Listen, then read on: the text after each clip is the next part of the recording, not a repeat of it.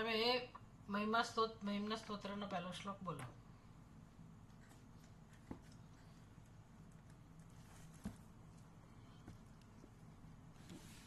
મહિમ્નઃ પારંતે. શરૂ કરો.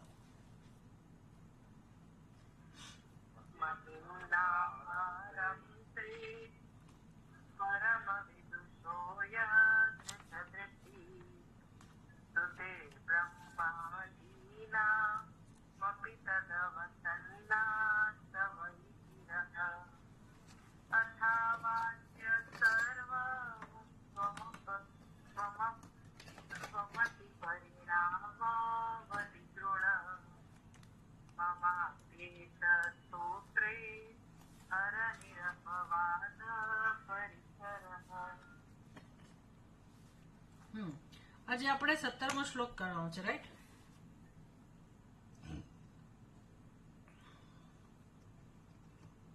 મહર્ષિ બરાબર છે?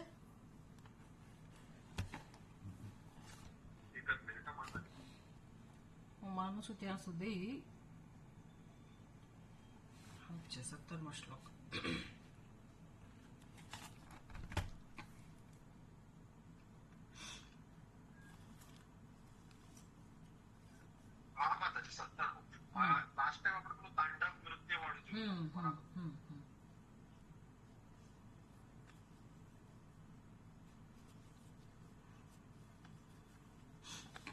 શ્લોક. હવે જે 17મો શ્લોક છે એમાં ગંગાજીનું મહત્વ છે, શિવજીનું જ મહત્વ છે. સ્તુતિ તો શિવજીની જ છે, પણ ગંગાજીના દ્વારા કેવી રીતે ગંગાજીને ભગવાને ધારણ કરી એનો જે પ્રસંગ પુરાણોમાં જે પ્રસિદ્ધ છે એના સંદર્ભમાં ભગવાનનું પણ સર્વવ્યાપી જે સ્વરૂપ છે એનો મહિમા છે. આમાં વિયદ્વ્યાપી તારા ગણગુણિત ફેનોદ્ગમ રુચિઃ પ્રવાહો આરાય પૃષત લઘુ દૃષ્ટ શિરસી તે જગદ્વીપાકારમ જલધિવલયમ તેન કૃતમિતિ અનેનૈવોન્નેયમ ધૃતમહિમ દિવ્યં તવ વપુઃ. હું છે ને એ શ્લોકના શબ્દોને છૂટા પાડું છું, સંધિ છૂટી પાડું છું. વેદવ્યાપી તારાગણ ગુણિત ફેન ઉદ્ગમ રુચિઃ ફેનોદ્ગમ રુચિઃ પ્રવાહઃ વારામ યઃ પૃષત લઘુદૃષ્ટઃ શિરસી તે જગદ દ્વીપાકારમ જલધિવલયમ તેન કૃતમ ઇતિ અનેન એવ ઉન્નેયમ ધૃતમહિમ દિવ્યમ તવ વપુઃ. વ્યદ્વ્યાપી તારાગણ ગુણિત ફેનોદ્ગમ રુચિઃ. વ્યદ્વ્યાપી એટલે આકાશ. વેદ એટલે આકાશ. આકાશમાં જે શોભા છે એનું વર્ણન છે. આકાશમાં વ્યાપી રહેલા તારાઓના સમૂહથી. આકાશમાં શું હોય? તારા હોય. અત્યારે તો તારા દેખાતા નથી, વરસાદ પડી રહ્યો છે એટલે. પણ આપણને ખબર છે કે આકાશ ચંદ્રમા અને અનેક પ્રકારના નાના મોટા તારાઓથી સુશોભિત છે. તો એવું જે આકાશ છે, તારા ગણ ગુણિત, અનેક તારાઓના સમૂહ, એનાથી ગુણિત એટલે કે વૃદ્ધિ પામેલો. ફેનોદ્ગમ રુચિઃ પ્રવાહ વારામ યહ પ્રવાહ એટલે પાણીનો પ્રવાહ. આકાશમાં પાણીનો પ્રવાહ ક્યાંથી હોય? તો એ જે સમયમાં ગંગાજી નું અસ્તિત્વ આકાશમાં હતું, અને હજી પણ હોય શકે. આકાશ ગંગા એવું કહેવાય છે. નિહારિકાઓ હોય છે અનેક પ્રકારની. પણ આપણને ગંગાજીનું અવતરણ કેવી રીતે થયું પૃથ્વી ઉપર એની કથા કહી રહ્યા છે પુષ્પદંત. અને એના માધ્યમથી ગંગાજીના મહિમાના માધ્યમથી ભગવાન શિવજીનો મહિમા સમજાવી રહ્યા છે. એટલે તારા ગણ ગુણિત ફેન ઉદ્ગમ રુચિ પ્રવાહ વારામ્ય, તો જે પ્રવાહ, પાણીનો પ્રવાહ અત્યંત સુશોભિત છે. પાણીના પ્રવાહમાં જે બધા ફીણ ઉત્પન્ન થતા હોય, એ જે જળનો પ્રવાહ છે એમાં જે ફીણ ઉત્પન્ન થતા હોય એમાં આકાશમાં જે રંગબેરંગી બધા નક્ષત્રો હોય, ગ્રહો હોય, તારાઓ હોય, જેમ કે બૃહસ્પતિ છે તો એનો રંગ પીળા રંગનો હોય, શનિ ગ્રહ છે તો એનો રંગ નીલો હોય, બુધ હોય તો એનો કંઈક ગ્રીન રંગ હોતો હશે, કંઈક ના હશે, કંઈક ને કંઈક મહત્વ તો છે. મંગળ હોય તો લાલ કલરનો એ હોય ગ્રહ. તો એ જે રંગીન બધા સુશોભિત નાના મોટા તારાઓ ગ્રહો છે એનું પ્રતિબિંબ આ જળના પ્રવાહની અંદર પડે છે.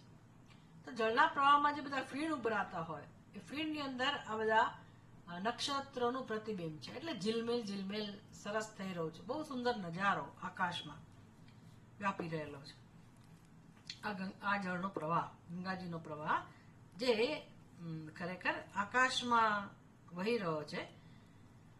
અને પછી જ્યારે એ ભગવાનની જટા ઉપર આવ્યો, શિરસી તે એટલે તવા, હે ભગવાન આપની જટામાં, શિરસી આપના મસ્તકમાં, ભગવાનનું મસ્તક એટલે ભગવાનની જટા, મસ્તક ઉપર જે જટા છે એમાં એ જ પ્રવાહ જે આકાશમાં આટલો વ્યાપક છે, પ્રવાહ અત્યંત સુશોભિત છે, એવો દિવ્ય જે નજારો છે ગંગાજીનો, એ જ ગંગાજી જ્યારે ભગવાન શિવજીના મસ્તક ઉપર પહોંચી ગયા તો પૃષત લઘુદૃષ્ટ શિરસી તે, પૃષત લઘુદૃષ્ટ એટલે બિંદુનું નાનકડું કણ, જળનું બિંદુ એનું પણ નાનકડું કણ, એટલો અલ્પ આ પ્રવાહ ભગવાનની જટામાં દેખાઈ રહ્યો છે.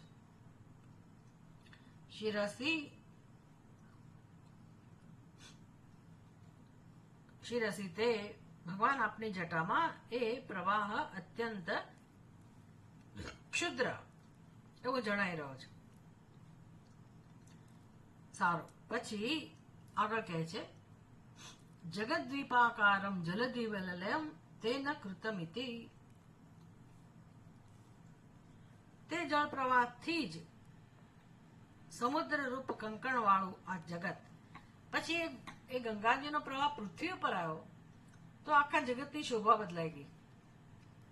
એટલે જે સમુદ્ર 3 ભાગમાં જે જળ છે, તો એ સમુદ્રમાં જે પાણી પહોંચે છે, ગંગાજીનું પાણી પહોંચે છે, અને સમુદ્ર પૃથ્વી ઉપર જે રીતે આકાર એનો રહેલો છે તો ગંગાજીનો જ પ્રવાહ, પણ આ પ્રકારે સમુદ્રના રૂપમાં જે પરિણિત થયો હોય તો એ પૃથ્વી દેવીએ જાણે કે કંકણ ના ધારણ કર્યું હોય એવા પ્રકારનો આ પ્રવાહ જણાય છે, આકારવાળો. જગદ્વીપાકારમ,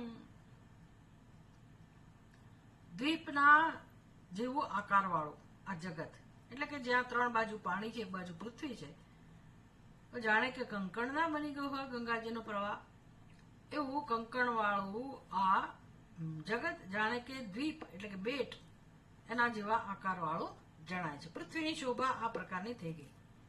અંતરિક્ષમાં તો આ પ્રકારની શોભા છે જ, આકાશમાં. પછી શિવજીની જટામાં તો એ માત્ર બિંદુ સમાન છે, પણ એ જ ગંગાજી જ્યારે પૃથ્વી ઉપર આવ્યા તો એનો મહિમા વળી પાછો એટલો જ મહાન છે, એટલો જ વિશાળ છે. એટલે હવે આપણે તો ગંગાજીને કેવી રીતે ઓળખીએ છીએ?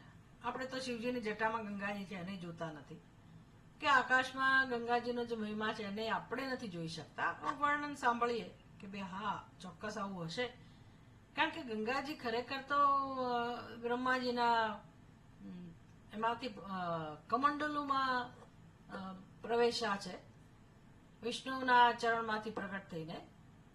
આ પ્રકારની એની કથા છે, એટલે જોઈશું કેવી રીતે કથા છે. પણ આપણે આ બધું સાંભળ્યું છે કે ગંગાજીનો મહિમા આકાશમાં અને શિવજીની જટામાં ગંગાજી આપણે ચિત્રમાં જોઈએ કે ભગવાનની મૂર્તિમાં જોઈએ. ખરેખર ગંગાજીને આપણે ક્યારે જાણીએ છીએ? જ્યારે આપણે ગંગા કિનારે ગયા હોઈએ ત્યારે. અને હવે તો બધા લોકોએ ગંગાજીના દર્શન કર્યા જ હોય. જે પ્રકારનું સોશિયલ મીડિયા છે એમાં આના દ્વારા, અને આપણે ભૌતિક વિજ્ઞાનનો અભ્યાસ કર્યો હોય તો એ રીતે પણ આપણને ખબર હોય કે ગંગા કેવા પ્રકારની નદી છે અને કેવી રીતે એ કયા સ્થળે એનું ઉદ્ગમ સ્થાન છે ગંગોત્રીમાંથી શરૂ થઈ અને કેવી રીતે એ આગળ વધે છે, ગંગા સાગર સુધી જાય છે. આમ એ ગંગાજીનું સ્વરૂપ આપણે કલ્પી શકીએ કે કેટલું મહાન છે. કલ્પના બહારની મહાનતા છે ગંગાજીમાં. પછી એ જ ગંગા આગળ વધતા વધતા ગંગોત્રીમાંથી શરૂ થઈ, ગૌમુખમાંથી શરૂ થઈ, પછી એનું જ નામ ભાગીરથી પડ્યું. અલકનંદાની સાથે વળી પછી એનું નામ કંઈક બદલાય, એટલે જુદા જુદા નામ રૂપે એ વ્યક્ત થયા કરે.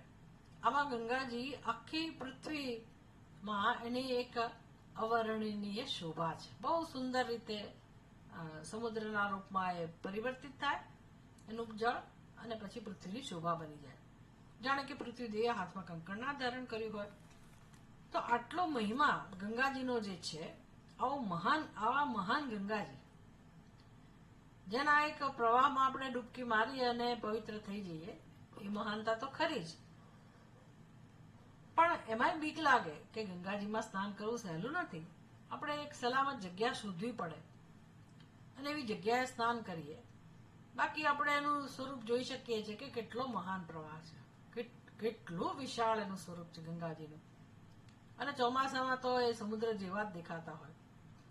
આવા ગંગાજી, પુષ્પદંતજીને શું કહેવું છે તો કે આવા ગંગાજી જેનું આટલું વિશાળ વ્યાપક સ્વરૂપ છે, આટલા મહાન ગંગાજી એ જ્યારે શિવજીની જટામાં એક બિંદુથી પણ સૂક્ષ્મ જ્યારે દેખાતા હોય, કણ માત્ર જેવા જણાતા હોય, કે નાનકડી એવી ધારા જાણે કે એની જટામાંથી પ્રગટ થઈ રહી છે, આવું શિવજીનું ચિત્ર છે. તો શિવજીની જટામાં આટલા મહાન ગંગાજી એકમાત્ર બિંદુના પણ કણ જેવા જણાતા હોય, આટલા અલ્પ જણાતા હોય, તો એના ઉપરથી અનુમાન થઈ શકે. અનેન ઉન્નેયમ ધૃત મહિમ દિવ્યમ તવ વપુઃ. હે ભગવાન, તવ વપુઃ, તમારું શરીર, એનો મહિમા અમે કલ્પી શકીએ આના દ્વારા, કે જ્યાં આટલા મહાન ગંગાજી એક કણ સમાન દેખાતા હોય અને એની જટામાં, તો ભગવાનની જટા જ કેટલી વિશાળ હશે. ભગવાનની જટા આટલી વિશાળ હોય તો એનું મસ્તક કેટલું વિશાળ હોય, મસ્તક વિશાળ હોય તો એનું કદ કેટલું વિશાળ હોય. એટલે ભગવાનનું, શિવજીનો મહિમા, ભગવાન શિવજીનું સ્વરૂપ એ કેટલું વિશાળ અને ભવ્ય હશે, એવી કલ્પના અમે કરી શકીએ છીએ. આ શિવજીની આ પ્રકારની સ્તુતિ થઈ. પછી એ શિવજીની પવિત્રતા, શિવજીની મહાનતા, શિવજીનું સર્વજ્ઞપણું, એવા શિવજીએ જ્યારે ગંગાજીને ધારણ કર્યા, અને એ ગંગાજી પૃથ્વી પર આવવાની શું કામ જરૂર હતી, શું કામ શિવજીએ ધારણ કર્યા, આ બધી વસ્તુ આપણને સમજાવે છે. અને ભલે કથા ગંગાજીની હોય, ગંગાના અવતરણની હોય, પણ મહિમા કોનો છે? શિવજીનો. એટલે આવા ગંગાજી જ્યાં અત્યંત ક્ષુદ્ર બનીને રહેલા છે, અને એ આકાશમાંથી જ્યારે પડ્યા તો એને ઝીલવાનું કામ પણ અઘરું હતું. આ બધી વસ્તુઓ બની, આ ઘટના બની, અને શિવજીને કારણે આ ગંગાજી ધરતી ઉપર અવતરી શક્યા. તો શું કામ ભગવાનને ગંગાજીને અવતાર કરવાની જરૂર પડી, એનું વર્ણન પુષ્પદંત કરે છે. એ કથા કેવી છે શિવપુરાણની અંદર? તો કે સગર રાજા એના 60,000 પુત્રો હતા. સગર રાજાના 60,000 પુત્રો એ છે ને બળીને ભસ્મ થઈ ગયેલા. 60,000 પુત્રો કોને કહેવાય? એટલે હવે આ તો એ સમયની વાત હશે. માનસ પુત્ર પણ હોઈ શકે, ખબર નથી. આપણે તો 1,000ની પણ કલ્પના, 100 પુત્રની કલ્પના પણ આપણા માટે અઘરી છે. કૌરવો 100 હતા, હાઉ ઇઝ ઇટ પોસિબલ? આપણને એવું લાગે. પણ આપણા બધા પુરાણોમાં આવી કથાઓ છે. એટલે કોઈક રહસ્ય હશે જરૂર, કોઈ સંકલ્પથી ઉત્પત્તિ થતી હશે સંતાનની, કે પછી માનસ પુત્ર હોય, કઈ પણ હોઈ શકે. તો સગર રાજા થઈ ગયા, એના 60,000 પુત્રો હતા. હવે 60,000 પુત્રો એટલે સગર રાજાનું તો પછી એનું જેને કહે ને કે પુત્રને કારણે સદગતિ થાય તેઓ સદગતિનો પ્રશ્ન જ નહોતો. પણ થયું શું કે સગર રાજાના 60,000 પુત્રો છે ને એ કપિલ મુનિના શાપથી બળીને ભસ્મ થઈ ગયા. આવી કથા છે. કપિલ મુનિના શાપથી 60,000 પુત્રો બળીને ભસ્મ થઈ ગયા. બળીને ભસ્મ થઈ ગયા એટલે અવગતિ પામ્યા. ખરેખર આ બધી કથા છે ને એમાંથી આપણને સમજાય છે કે આપણા જીવનમાં કેમ આવા રિવાજો છે, આપણી સંસ્કૃતિમાં કેમ આનું મહત્વ છે, પુત્રનું કેમ મહત્વ છે એ સમજાય. ભાઈ પુત્ર જ હોવો જોઈએ સંતાનમાં, પુત્ર તો હોવો જ જોઈએ, પુત્રી ન હોવી જેવું નહીં પણ પુત્ર તો હોવો જ જોઈએ. આવું કેમ એક આટલું બધું મહત્વ છે? તો આ બધી કથામાંથી આપણને સમજાય કે ભાઈ પિતાને સદગતિ પ્રદાન કરનાર જે નિમિત્ત હોવું જોઈએ, જે વિધિ વિધાન જે થવા જોઈએ, એના માટે પુત્ર હોવો જરૂરી છે. પુત્ર હોય તો એ કામ થઈ શકે. હવે આજના જમાનામાં એ માન્યતા અને બહુ મહત્વ નથી અપાતો. પુત્રી પણ એ કામ કરે તો ચાલે. પણ કથાઓ આવી છે અને એના કારણે આપણે ત્યાં પુત્રનું મહત્વ છે. તો સગર રાજાના 60,000 પુત્રો જે શ્રાપથી, મુનિના શ્રાપથી બળીને ભસ્મ થઈ ગયા, સ્વાભાવિક છે કે એની અવગતિ થાય. એટલે એમનો ઉદ્ધાર કરવા માટે અંશુમાન, દિલીપ અને ભગીરથ એમ એક પછી એક 3 રાજાઓએ મહાન તપશ્ચર્યા કરી. એના જ વંશમાં, પરંપરામાં 3 રાજાઓ થઈ ગયા. એકનું નામ અંશુમાન, બીજાનું નામ દિલીપ અને ત્રીજાનું નામ ભગીરથ. એમ એક પછી એક 3 રાજાઓએ ખૂબ બધી તપશ્ચર્યા કરી. અને ભગવાન કોની તપશ્ચર્યાથી પ્રસન્ન થયા? ભગીરથની તપશ્ચર્યાથી.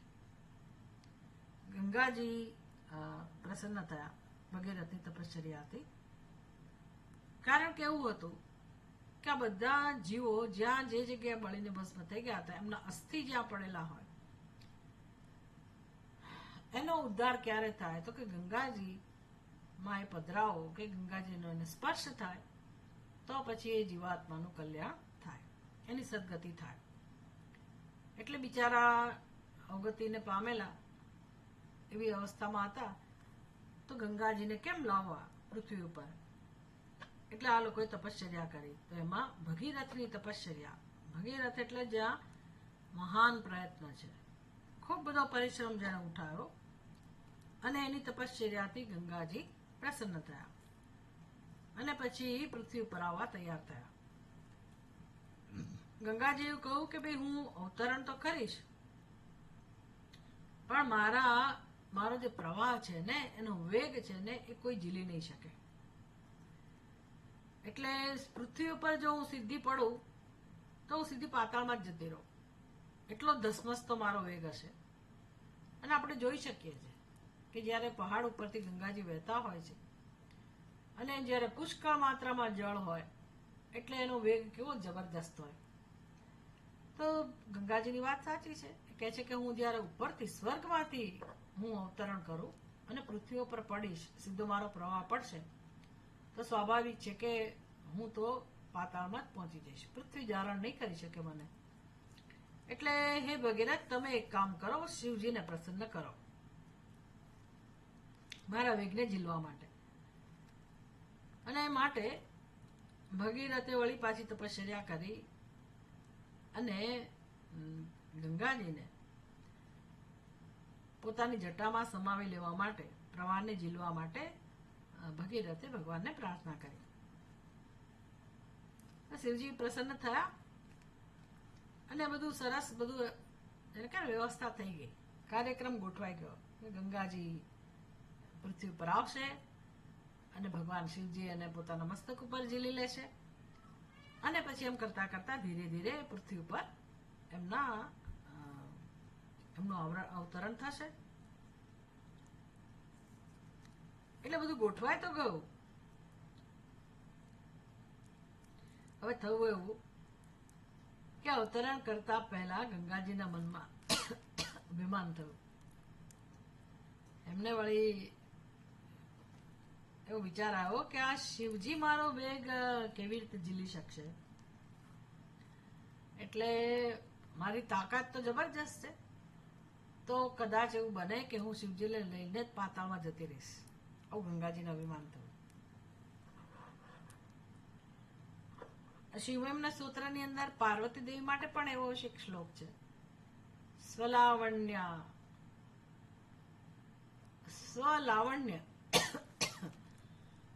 પોતાનું સૌંદર્ય, એનાથી પાર્વતી દેવી એવું માનતા હોય કે ભાઈ હું આટલી સુંદર છું એટલે ભગવાન શિવજી મને એના ખોળામાં બેસાડ્યા છે. તો પુષ્પદંત કહે છે મોટે ભાગે આ સ્ત્રીઓ મુગ્ધ હોય છે, એટલે કે મૂર્ખ હોય છે, મૂળ હોય છે, એ ભગવાનનો મહિમા નથી સમજી શકતી. આવું પુષ્પદંત જો કદાચ અભિમાન કરતા હોય પાર્વતી તો એવું કહે છે, અથવા તો કોઈ વ્યક્તિ એવું સમજતું હોય તો એની મૂર્ખતા વિશે કહે છે પુષ્પદંત. એવી રીતે અહીંયા ગંગાજીનું અભિમાન, ગંગાજીને વિચાર આવ્યો કે હું જરૂર અવતરણ કરું પૃથ્વી ઉપર, પણ શિવજી મને કેવી રીતે ઝીલી શકશે, અથવા ઝીલી શકશે કે નહીં. ધારો કે એ કેપેબલ ના હોય, મારો પ્રવાહ ના ઝીલી શકે, તો થશે શું, મારા પ્રવાહમાં શિવજી પણ નીચે પાતાળ સુધી પહોંચી જશે. એટલે મારા વેગને નહીં ઝીલી શકવાથી હું સીધી પાતાળ પહોંચી જઈશ અને શિવજીને લઈને. એટલે ગંગાજી તો બસ આવું વિચારીને ભયંકર ધસમસતા પ્રવાહ સાથે વેગથી એમણે તો અવતરણ શરૂ કર્યું અને શિવજીની જટા ઉપર પડ્યા.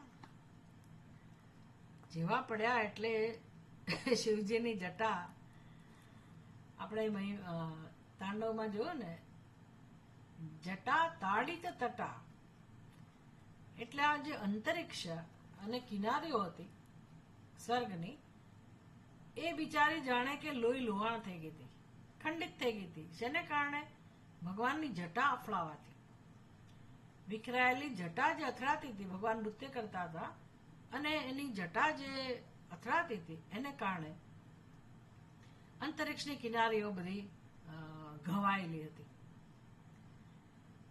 એટલે આવી ભગવાનની જટા વિકરાળ તો ખરી જ અને મહાન શક્તિશાળી. ગંગાજીને એમ કે ભગવાનની જટા, ભગવાનના મસ્તક ઉપર હું પડીશ એટલે ભગવાન પણ મારા વેગથી, વજનથી ખેંચાઈ જશે. ભગવાને શું કર્યું, જેવા ગંગાજી અવતરણ કર્યું એટલા વેગથી અવતરણ કર્યું, તો પણ ગંગાજીનો પ્રવાહ જે છે ને, આટલો વિશાળ વિસ્તૃત પ્રવાહ, એ ભગવાનની જટામાં ખોવાઈ ગયો. ક્યાં છુપાઈ ગયો એ જ ખબર ના પડી, કારણ કે ભગવાનની જટા એટલે કેટલી વિશાળ હશે. એ જટામાં એ ગંગાજી ખોવાઈ ગયા, લુપ્ત થઈ ગયા, અદ્રશ્ય થઈ ગયા. હવે બિચારા ભગીરથને નિષ્પાતા મળી. શું કરે બિચારા ભગીરથ? શિવજીનો કે વાંક નહોતો. ગંગાજી અભિમાન કર્યું કે આ શિવજી કેવી રીતે ઝીલી શકશે મારા વેગને. એટલે ગંગાજીને એમ કે હું પૃથ્વી ઉપર નહીં રહું, હું તો પાતાળમાં જ પહોંચી જઈશ. અને બસ એવું વિચારીને એ જોરથી, વેગથી એમનો પ્રવાહ જે છે શરૂ થઈ ગયો. ભગવાન શિવજીને ખબર ના પડે, ભગવાન શિવજીને આ બધી ખબર પડી જાય. ભગવાને શું ચમત્કાર કર્યો, ગંગાજીને સમાવી લીધા પોતાની જટામાં. ગંગાજી ખોવાઈ ગયા, અદ્રશ્ય. એટલે ભગીરથનું કશું ના ચાલે અને ગંગાજીનું પણ ના ચાલે. પણ ભગીરથ કોને કહેવાય કે જે પ્રયત્ન છોડે નહીં. એટલે આપણે ત્યાં આપણા દેશમાં ભગીરથ પ્રયાસ એવું આપણે કહીએ છીએ. ખૂબ મહેનત કરી એટલે ભગીરથ પ્રયાસ કરો, એના નામથી આ બધું છે. ભાગીરથી નામ પણ એના પરથી જ પડ્યું છે. હવે તો ભગીરથને સફળતા ના મળી એટલે પછી ભગીરથ બિચારા ફરી પાછા એમણે તપશ્ચર્યા કરી અને શિવજીને બહુ જ વિનંતી કરી. એટલે શિવજીએ પછી પોતાના મસ્તકમાંથી ગંગાજીનો પ્રવાહ વહેતો કર્યો. કેવી રીતે? આટલી કમસી દોરી જેવો પ્રવાહ, અત્યંત દુર્બળ, અત્યંત ક્ષીણ એવો પ્રવાહ ભગવાનની જટામાંથી, મસ્તકમાંથી શરૂ થયો, વહેતો કર્યો ભગવાન શિવજીએ. અને નાનકડા પ્રવાહને ભગીરથે દોર્યો પોતાની પાછળ. જ્યાં સગર રાજાના પુત્રોએ સગર રાજાના પુત્રોએ શું કર્યું હતું? પૃથ્વીને ખોદી નાખી હતી.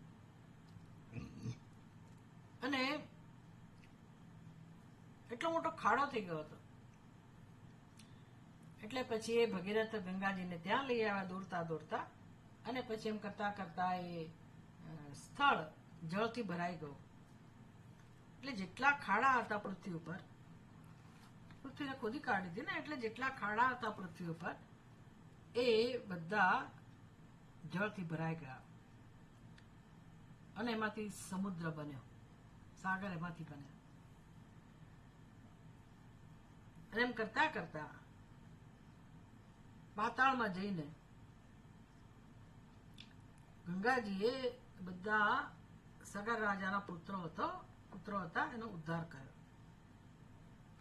બસ અહીંથી આપણે ત્યાં આપણા દેશમાં એ માન્યતા છે કે કોઈનું મૃત્યુ થાય પછી એના અસ્થિ જળમાં પધરાવીએ છીએ આપણે, કે જેથી એ જીવોની સદગતિ થાય.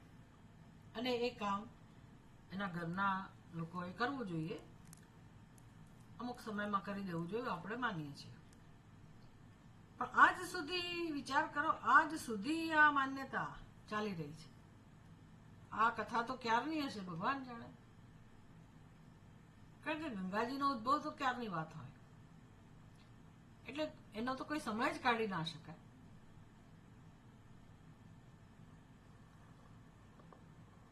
એટલે ત્યારથી જો આ માન્યતા હોય કે જીવોની સદગતિ માટે મૃત્યુ પછી એના અસ્થિ આ રીતે જળમાં પધરાવા જોઈએ. પછી નર્મદા હોય, તાપી હોય, જ્યાં હોય ત્યાં. અહીંયા હોય તો આપણે ચાણોદ કરનાળી પણ લોકો જાય, જેવી જેની શ્રદ્ધા. ખાસ કરીને જીવાત્મા પોતે ઘણીવાર કહેતા હોય છે કે મારા અસ્થિ ગંગાજીમાં પધરાવજો, હરિદ્વાર લઈ જજો, કે કાશીમાં પધરાવજો, કે પછી અહીંયા નર્મદામાં પધરાવજો. એટલે અમુક સ્થળો નક્કી હોય છે, ત્યાં જઈને બધી વિધિ કરતા હોય છે. એટલે આ આજકાલના નિયમો નથી. આ બધી વિધિ આપણે બહુ શ્રદ્ધાથી કરવી જોઈએ, અને એની પાછળનું કારણ આ બધી કથાઓ છે. એટલે ગંગાજી કે પછી કોઈ પણ નર્મદા હોય, એ ભગવાન શિવજીની સાથે સંકળાયેલા છે. બધી પવિત્ર નદીઓ છે. ગંગાજીની તો વાત જ શું કરવી. ગંગાજીમાં સ્નાન હોય, નર્મદામાં કંઈક દર્શન હોય, તાપીમાં સ્મરણ હોય, એવું બધું કહેવાય છે કે ભાઈ એનાથી તમે પવિત્ર થઈ જાઓ. એવી કથા છે કે બિરબલને એકવાર અકબરે પૂછ્યું કે સૌથી મોટી નદી, સૌથી મહાન નદી કઈ, મોટી નદી કઈ? તો આપણે એવું કહીએ ગંગાજી, પણ બિરબલે એવું ના કહ્યું. બિરબલે કહ્યું યમુના. એટલે એમને નવાઈ લાગી રાજાને કે ભાઈ કેમ આવું કહો છો તમે? યમુના કેવી રીતે મોટી? સૌથી મોટી તો ગંગા છે, તમને ખબર નથી? તો બિરબલ કહે છે અમે ગંગાને નદી કહેતા જ નથી, એટલે એની સરખામણી થાય જ નહીં. ગંગા અમારા માટે માતા છે. ગંગા મૈયા, ગંગાજી અમારા માટે માતા સમાન છે. એને અમે નદીઓની દ્રષ્ટિથી જોતા નથી. આમ તો આપણે દરેક નદીને માતા જ કહીએ છીએ. ગંગે ચ યમુને ચૈવ ગોદાવરી સરસ્વતી નર્મદે સિંધુ કાવેરી જલેસ્મિન સન્નિધિમ કુરુ. આવી તો રોજ પ્રાર્થના કરીએ છીએ, આવાહન કરીએ છીએ તીર્થમાં, જળમાં, બધી નદીઓનું, સાત સમુદ્રનું. જે પૂજા કરતા હોય એને ખબર હોય કે આવાહન માત્રથી એ જળ પવિત્ર થઈ જતું હોય છે.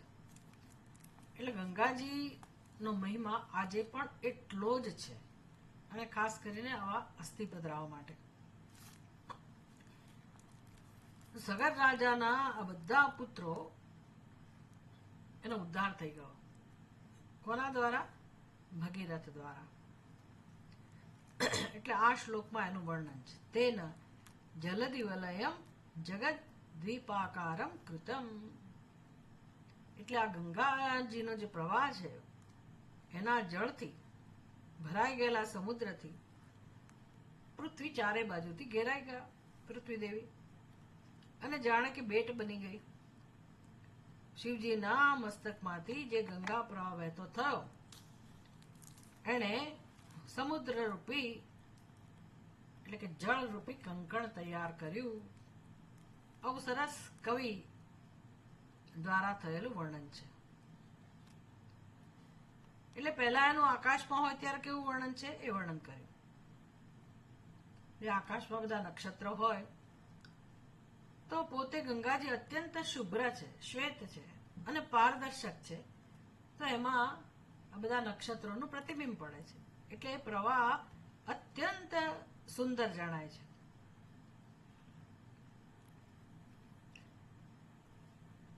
આવો સુંદર પ્રવાહ એનું નામ પણ ગંગાજીનું નામ ત્રિપથગામી છે. એટલે અંતરિક્ષ, પૃથ્વી અને પાતાળ ત્રણ લોકને પાવન કરનારા ગંગાજી છે. એટલે ત્રિપથગામી એનું નામ છે ગંગાજીનું. આકાશને વ્યાપ્ત કરે છે, બધા નક્ષત્રના ગણને વ્યાપ્ત કરે છે. એટલે ગંગાજીનો પ્રવાહ અલૌકિક છે. અને આમ તો એને અલૌકિક એટલે દેવ નદી પણ કહેવાય. એ જ પ્રવાહ જ્યારે શિવજીના મસ્તકમાં પ્રવેશ્યો ત્યારે બિંદુ સમાન બની ગયો.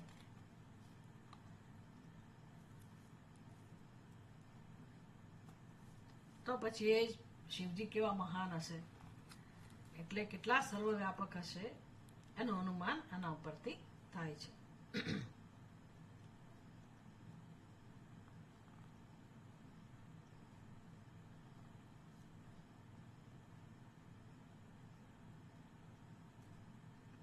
એ ભગવાન આપણો મહિમા દિવ્ય છે, અલૌકિક છે. એટલે આપણે કે ભગવાનના સ્વરૂપને માપી ના શકીએ. વર્ણન કરવું તો કઈ રીતે કહી શકાય કે આપનો આટલો મહિમા છે. માત્ર કદની દ્રષ્ટિએ ભગવાનનો મહિમા છે એવું નહીં. ગંગાજી કરતા મહાન ભગવાન હોય પણ કેટલા ગણા મહાન. અને ગંગાજી અને મહત્તા માત્ર એના કદથી નથી, એનું જળનો મહિમા પણ આપણે જાણીએ છીએ કે ગંગાજીનું જે જળ છે આપણા ઘરમાં બનેલું જ હોય. હિન્દુઓના ઘરમાં ગંગાજળ હોય, ઘણા લાંબા સમય સુધી ગંગાજળ હોય તો પણ એ એવું જ શુદ્ધ હોય છે. અદ્ભુત વસ્તુઓ છે, અલૌકિક વસ્તુ છે. મૃત્યુ સમયે પણ આપણે ગંગાજળ મુખમાં મૂકીએ, પૂજામાં પણ એનો ઉપયોગ કરીએ, ઘરને પવિત્ર કરવું હોય તો એના માટે પણ આપણે ઉપયોગ કરીએ.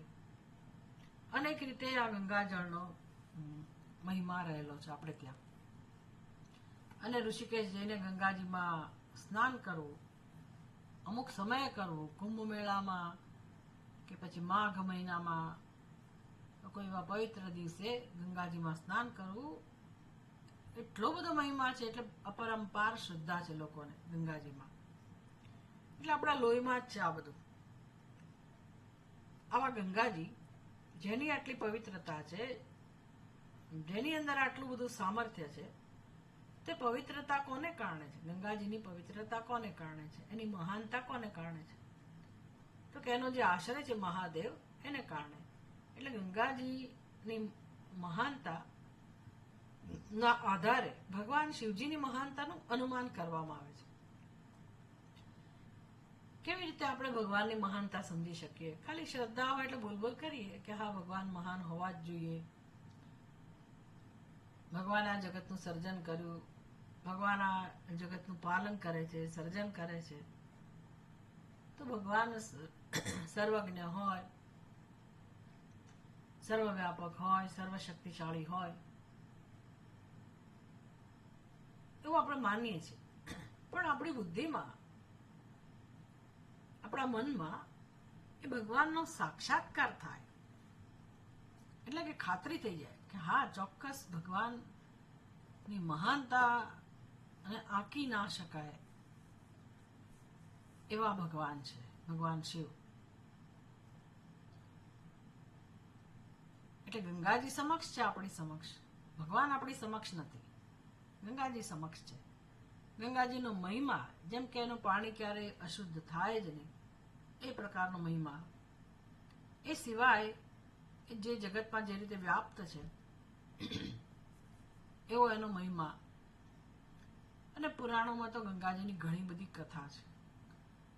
શંકરાચાર્યજી ગંગાજીનું સ્તોત્ર પણ રચેલું છે. ગંગા આરતી એ સ્તોત્ર એ તો જુદું એના મહિમાનું, પણ ગંગા લહેરી બહુ સુંદર સ્તોત્ર છે સંસ્કૃતમાં. આપણે ગંગા સ્તોત્ર બોલીએ છીએ, દેવી સુરેશ્વરી ભગવતી ગંગે. બહુ સુંદર મહિમા છે ગંગાજીનો. ગંગા લહેરીમાં પણ એવી તો મહિમા છે. એટલે ઘણા ભક્તો, ઘણા સંતો તો એવા છે આપણે ત્યાં કે કોઈ સાધના ના કરે, એમની એટલી શ્રદ્ધા છે કે આ મૈયા, ગંગા મૈયા મારો ઉદ્ધાર કરી દેશે. એટલે એ લોકો પોતાનું જીવન સમર્પિત કરી દે, ગંગા કિનારે જ પડ્યા રહે. બસ આપણને એમ થાય કે આ નકામા સાધુઓ અહીંયા જ પડ્યા રહે છે, કશું કરતા નથી, આપણને એવું લાગે. પણ એ લોકો સંપૂર્ણપણે ગંગાજીને સમર્પિત છે. એટલી બધી શ્રદ્ધા હોય કે વાત ના પૂછો. અને એ જગ્યા છોડે જ નહીં. હમ ગંગા मैया की गोद को छोड़ के कहीं नहीं जाएंगे, हम गोद में ही रहेंगे. અને ઘણા બધા સાધુઓ એટલી બધી ઉપાસના કરતા હોય છે ગંગાજીની, એટલો બધો પ્રેમ હોય છે ગંગાજી માટે, અને એમને ગંગાજીની કૃપા પ્રાપ્ત થઈ હોય છે. આપણને કશી ખબર ના પડે, એ લોકો જાણતા હોય. એટલે જેની જેવી ભક્તિ હોય છે એ પ્રમાણે ગંગાજી એમને ભરપૂર એમને માર્ગદર્શન આપતા હોય, એના પર કૃપા કરતા હોય. નર્મદા માટે પણ આપણે ત્યાં આટલો જ પ્રેમ છે. નર્મદા કિનારે જોગીઓ વસતા હોય અને ઉપાસના કરતા હોય. ગંગા કિનારે મોટે ભાગે જિજ્ઞાસુઓ, જ્ઞાની ભક્તો, જ્ઞાન માટે જેને પ્રેમ છે એવા લોકો, એવા સાધુઓ, એવા યોગીઓ ત્યાં રહેતા હોય. આમ આ રીતે આપણા દેશની આ મહાનતા છે, સમૃદ્ધિ છે. ક્યાંય જોવા ના મળે આવું. Beautiful reverse are there. વિદેશોમાં બહુ સુંદર બધી નદીઓ છે, અદ્ભુત નદીઓ છે, અને એમાં જબરજસ્ત છે. પણ જે પ્રકારે આવી રીતે અધ્યાત્મ સાથે જે જોડાયેલું છે વસ્તુ, એવી અન્યત્ર ક્યાંય નથી. સુંદરતા બધે જ છે, પણ આ પ્રકારની જે પવિત્રતા કહો, આધ્યાત્મિકતા કહો, એ આપણે ત્યાં છે. અને આપણે જોઈએ પણ છે. આપણને શ્રદ્ધા હોય કે ના હોય, પણ બીજાની શ્રદ્ધા કેવી છે ગંગાજીમાં એ આપણે જોઈ શકીએ છીએ. કેવી રીતે ગંગાજીનું જળ કાવડમાં ભરીને છેક રામેશ્વર સુધી લઈ જવું, આવી બધી અઘરી તપસ્યા બધું લોકો કરતા જ હોય છે. એટલે એના ઉપરથી ભગવાનનો મહિમા સમજાવવામાં આવ્યો કે ભગવાન શિવજી કેવા મહાન હશે, જે ગંગાજીને પોતાની જટામાં સમાવી લેતા હોય, અને માત્ર એક પાતળી ધારા પછી પ્રગટ થાય, અને એમાંથી ગંગાજી જયારે આટલું વિશાળ સ્વરૂપ ધારણ કરતા હોય, આખી પૃથ્વીમાં બેટના રૂપમાં ફેરવાઈ જતા હોય, તો આવા શક્તિશાળી ગંગાજી, આટલા મહાન વ્યાપક ગંગાજી, આટલા પવિત્ર ગંગાજી, જેની જટામાં એક બિંદુ માત્ર છે, તે શિવજી કેવા મહાન હશે. આ રીતે બહુ સુંદર રીતે પુષ્પદંતે ભગવાન શિવજીનો મહિમા આપણને સમજાવ્યો.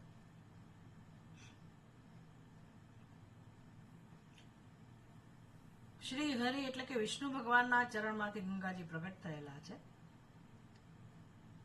એવી કથા છે. પછી બ્રહ્માજીના કમંડલુમાં એ પધાર્યા, અને પછી આ પ્રકારે આકાશમાં, અને ત્યાંથી અવતરણ થયું ભગવાન શિવજીના મસ્તકમાં, અને પછી પૃથ્વી ઉપર. એટલે આદિગુરુના મસ્તકમાં જે ગંગાજી છે,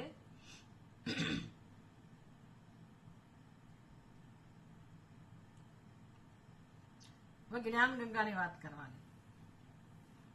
आदिगुरु जे छे सदाशिव समारंभाम दक्षिणामूर्ति भगवान को शंकराचार्य मध्यमाम शंकराचार्यजी को એ વચ્ચેના જેટલા પણ ગુરુઓ થઈ ગયા એ બધા એટલે જે આદિગુરુ ભગવાન દક્ષિણામૂર્તિ કે ભગવાન શિવ એના મસ્તકમાં જે જ્ઞાનનો પ્રવાહ છે એ વહી રહ્યો છે સતત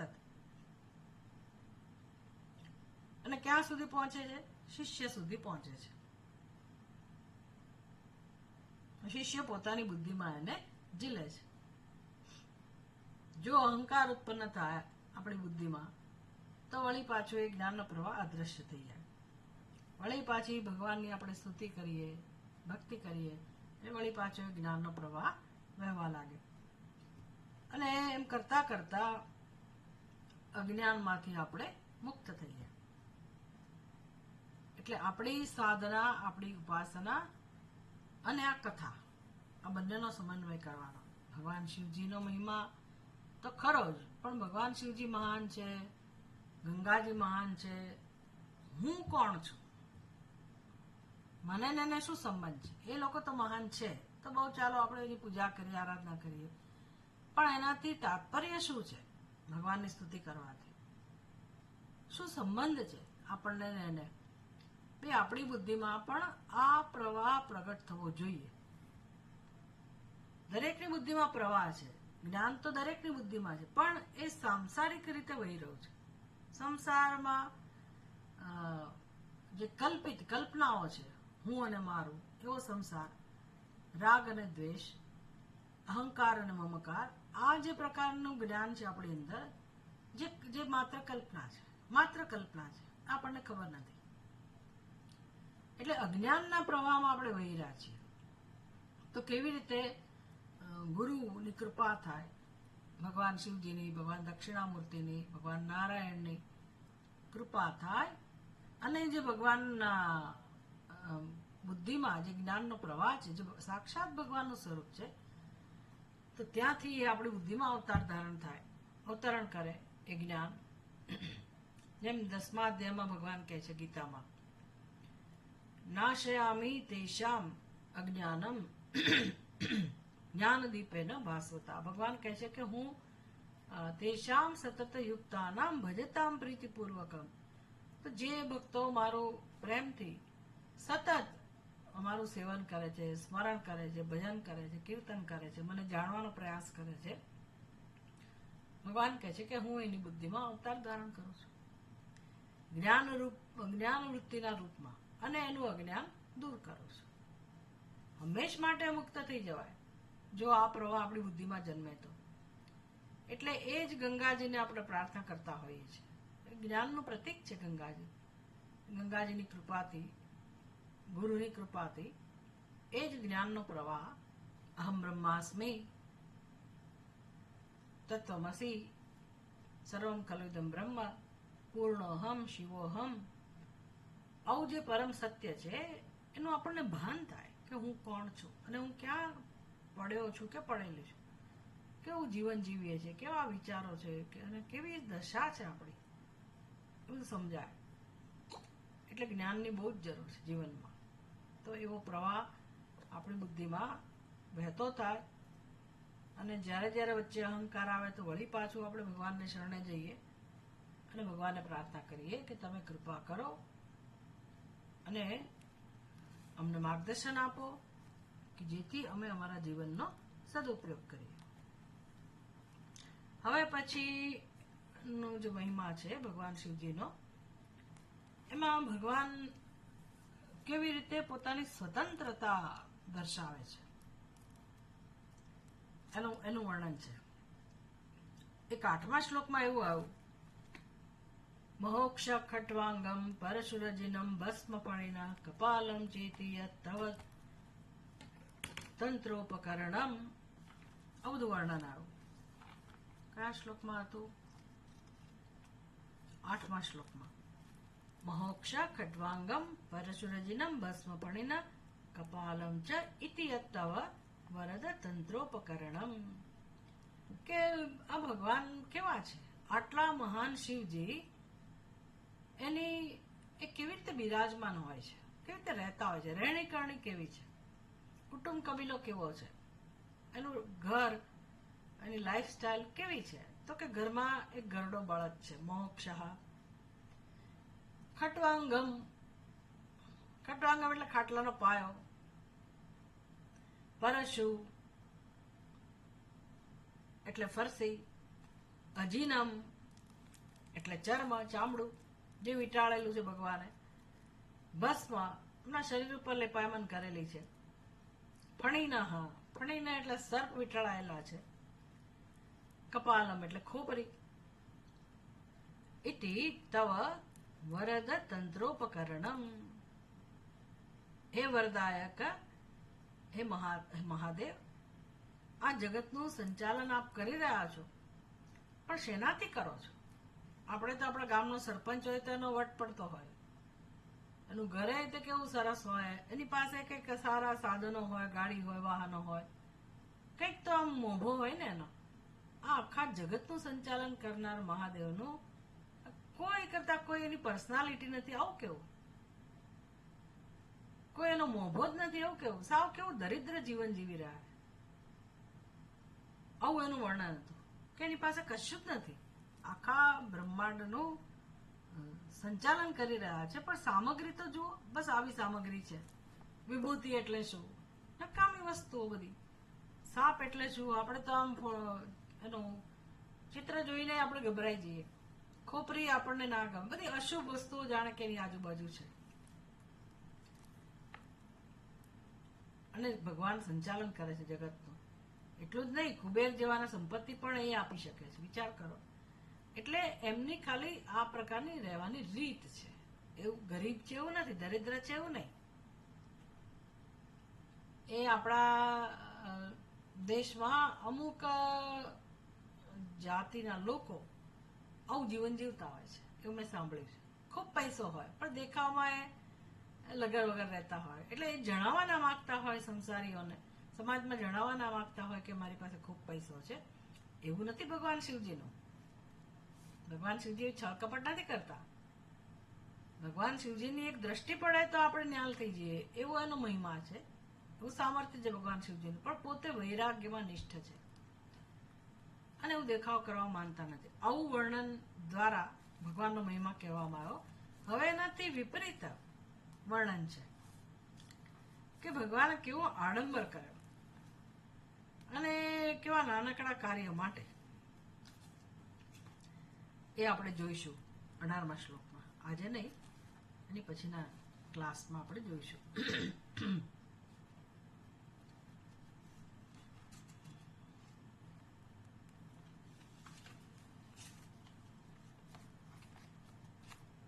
તમારે કઈ પ્રશ્ન પૂછવો હોય તો 2 મિનિટ આપીએ આપણે બધાને. કોઈને કઈ પ્રશ્ન છે?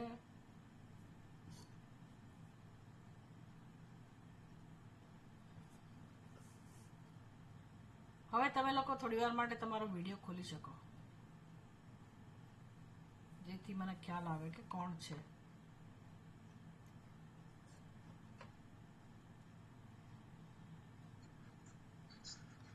બી ફોર ભાવના, અલકાબેન. બી કોના? બી એટલે કોણ? હેતલ? ભાવી હેતલ હશે. ભાવી, હેતલ. હા, હેતલ. આર ફોર હુમ? રચના, શું? રૂપા ને? રૂપલ? રુચિ. બહુ વખતે. રુચિ કેમ છે તું? બસ મજામાં. કેમ છો? તારી દીકરી શું કરે છે? દીકરીને સુવાડી એટલે પછી ટાઈમ મળ્યો. બહુ વખતે. શું નામ પાડ્યું છે એનું? એનું નામ ઈરા છે. ઈરા? અરે વાહ. હા. એનો મિનિંગ શું થાય છે ખબર છે? ઈરા એટલે પૃથ્વી, સીતા માતા. ઓહ, વેરી ગુડ. બહુ સરસ નામ છે. ચાલો.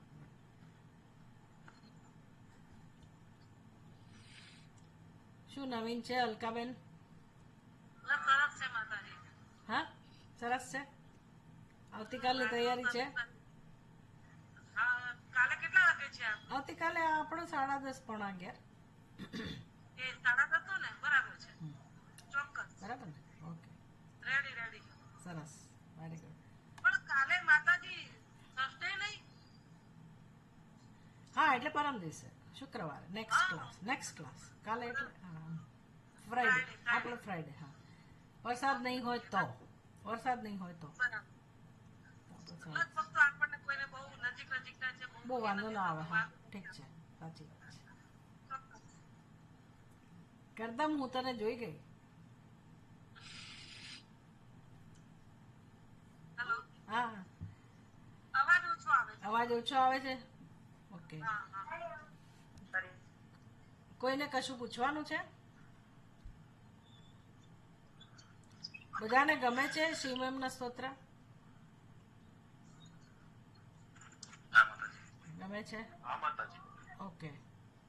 ગમે છે માતાજી શ્રાવણ મહિનામાં તો આપણે ઓ હા, બરાબર છે. શ્રાવણ મહિનામાં આપણને લાભ મળી જશે. આમાં નોર્થ પ્રમાણે તો શ્રાવણ મહિનો જ ચાલે છે.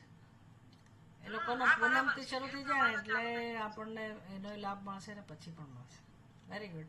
સારું, તું રુચિ જ્યારે સમય મળે ત્યારે આવતી રહેજે. હા માતાજી હે ને?